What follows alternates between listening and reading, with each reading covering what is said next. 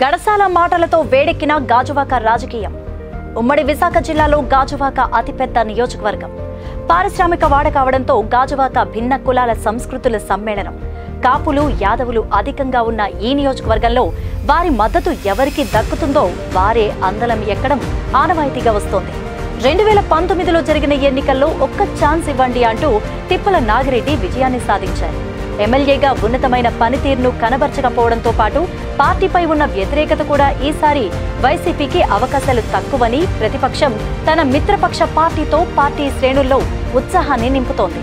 ఇక జనసేన కూడా తన దూకుడు పెంచి గాజువాక ఎప్పటికీ జనసేన సీటే అని పావులు కదుపుతోంది.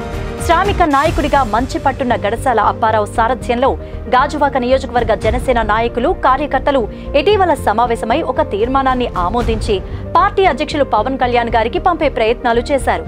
ఈ ఏకగ్రీవ తీర్మానం ప్రకారం గాజువాక నియోజకవర్గంలో జనసేన పార్టీ అధ్యక్షులు పవన్ కళ్యాణ్ ని తిరిగి పోటీ చేయించే ప్రయత్నం చేద్దామని, లేదంటే జనసేన పార్టీ తరపున స్థానికులకే పోటీ చేసే అవకాశం కల్పించాలని, స్థానికంగా ఉన్న జనసేన నాయకులు పోటీ చేయడానికి కావలసిన అన్ని అర్హతలు ఉన్నాయని ఈ సందర్భంగా గడసాల పార్టీ శ్రేణులను ఉత్సాహపరుస్తూ ప్రసంగించారు.